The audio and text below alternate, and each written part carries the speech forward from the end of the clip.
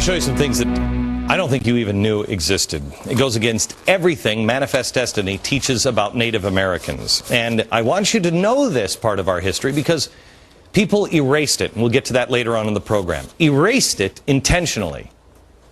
That's an important part of it. America's history didn't begin with Christopher Columbus came over. There were ancient cities with advanced architectures all across North America. Did you know that? Hundreds of years before Columbus came. We always think, oh, the Indians, they didn't scour the land. No, not true. These were cities as large as any in the world at the time. London or Rome, they were metropolises. Archaeologists say they have found evidence of 200,000 actual cities of mound-like structures all across North America that were here long before Columbus. But we don't know anything about them. Why? Why? Especially when you hear what you're about to hear. I want to show you three incredible examples of these Indian mounds that were discovered. But before I show you this, I want to ask yourself, I want you to ask these questions. Was Jackson right? Andrew Jackson, Manifest Destiny, the beginning of that. Was he right that the Native Americans were savages? Or was Jefferson right that there was something going on here that we don't even understand? Maybe they were descendants of Egyptians or Jews, or maybe they were from Asia. Where were these people from? But they weren't savages. I want you to take a look at this. This is going to blow your mind. See this here? First, let me show you the Great Pyramid of Giza. You've seen this? One side of the Great Pyramid of Giza.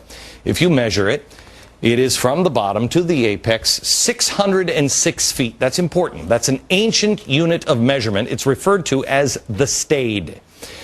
Now I want to show you this. These are the Newark earthworks. They're here in Ohio. Yes, Ohio. The earthworks are made, they're structures that are made now of earth that has been built up from the ground in a perfect circle. Here it is, a perfect circle and a perfect octagon. But they were built by the ancient Hopewell civilization. They date back from 300 BC to 400 AD. So let's look at these structures here. Bring this up. I want to show you something. If you square the inside of the octagon, here's a square and here's a square. If you square it, this is what surveyors do when they're measuring.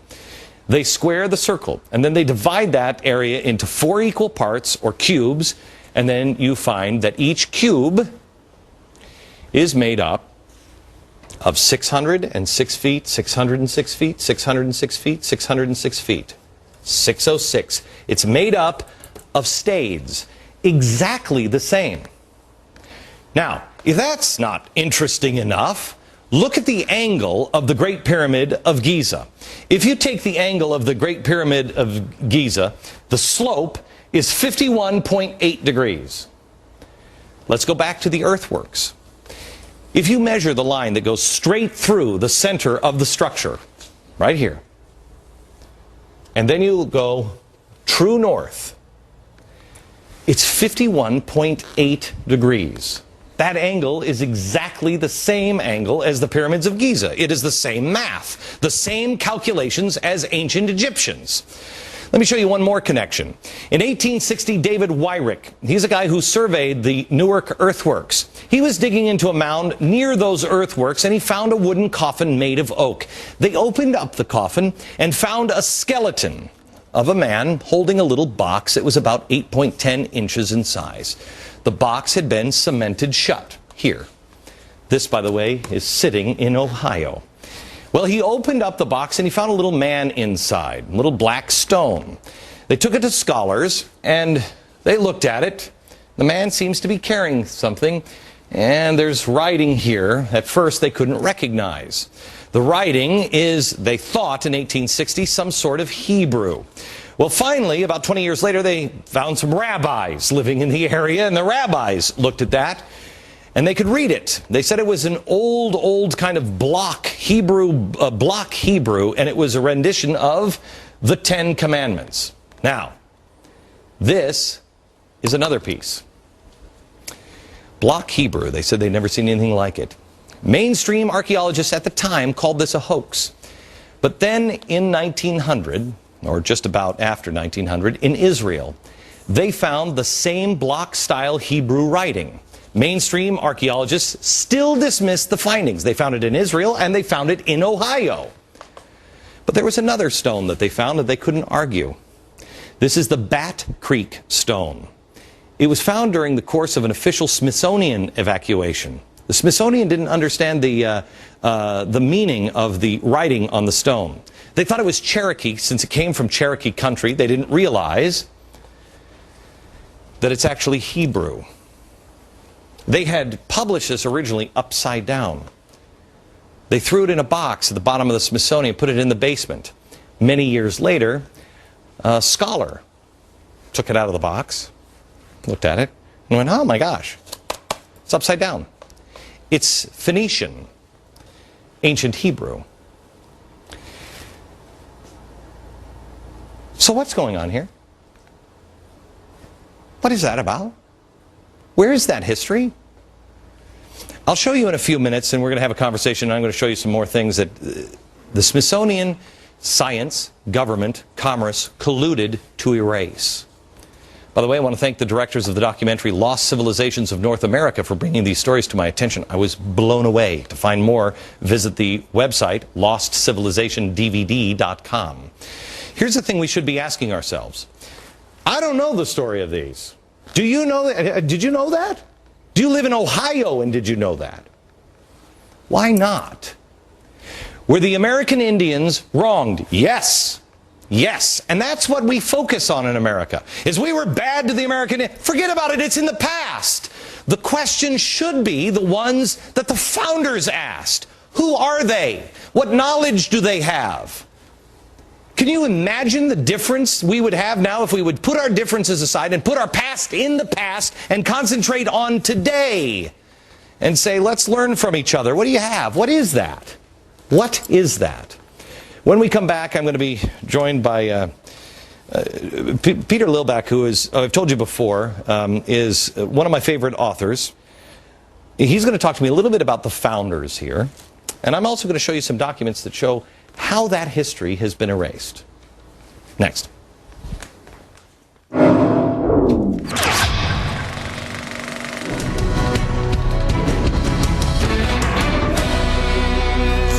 This is the Smithsonian Annual Report, 1882-1883. This is John Wesley Howell. This is an original copy.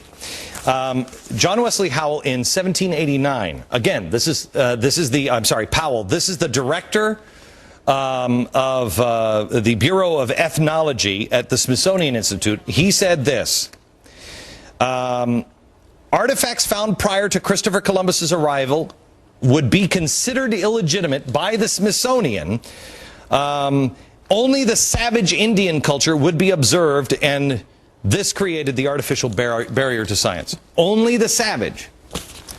Science was colluding with government because of commerce, and religion was involved. Now, why do I tell you all this stuff? Not because I'm an Indian expert or anything else. You got to do your own homework. I just found out about this stuff. I'm amazed by it. I don't know what the answer is on this. The reason why I bring it up is the stock is not bad. The soup went bad, but the stock is not. Peter Lilback, Dr. Peter Lilback. How are you, sir? Good to see you. This is a book that needs to be owned by every American. Every single American should have this book in their home. It's called Sacred Fire. These are the words of George Washington, and it takes history absolutely apart. Apart. Not on somebody's opinion, but on their own words, on his words. Peter, I want to go to you and talk to you a little bit about, again, the stock. George Washington had a good relationship. Our founders had a good relationship with the Native Americans, right? There's no question about that. When they came to America, they realized they could not survive without a close relationship with the Indian people. The greatest story, for example, is the Pilgrims who were blown off course. 800 miles out of their destination in Virginia, they're in Massachusetts. They land on ground, and they're in the middle of nowhere, no government. They make the Mayflower Compact, so they have government when they land. And there's no Native Americans there because a plague had gone through, but one person shows up. He happens to be a Native American that knew English. He had actually been taken captive to England. He'd learned English. He'd gotten his freedom. He came back, his people were gone. The white settlers are there all of a sudden, And he meets them and he says, welcome.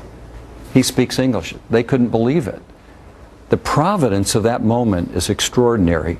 They needed help, and there was a person there to help them. And he was a Native American. Right. And that creates Massachusetts. All right. Do I have time for one more story real quick? No? Okay. Hang on, because I want to come back and talk about, William Penn. Because William Penn said something when he was working with the Indians that is critical to understand the truth, I think, about America. And we'll do that next.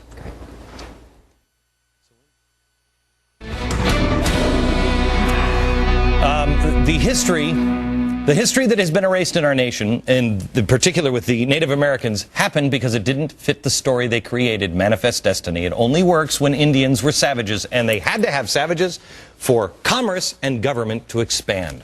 The ancient artifacts prove otherwise. Why aren't we looking into those? Peter Lilback is the president of Providence Forum and the author of George Washington's Sacred Fire. Okay, Peter. I think a great place for Americans to understand the truth about Americans and Native Americans and African Americans, all of it. It comes from William Penn. Tell the story. Great story. Philadelphia, the great founding city of the United States. That's where government began. It was founded by William Penn. He wanted a city without walls. And he determined that he would do it by making a constant commitment to justice and ethics with the Native Americans. There never was an Indian war with William Penn. And there's a wonderful treaty that still exists that describes the commitment they made. And it says this: there are good people and bad people among all people. There are good and bad Indians. There are good and bad Christians. That's what he called them in Philadelphia. And he said, we must come together so that we will address these problems that will come with respect and by communication, affirming the good. That's where we need to be. There are good among us and bad among us. There are good Americans, bad Americans. There's good parts of America. There are bad parts of America in the American story. We've got to come together as the good people, stand together and guard against the bad so we can live in a country without walls. Peter, thank you very much. Back in a minute.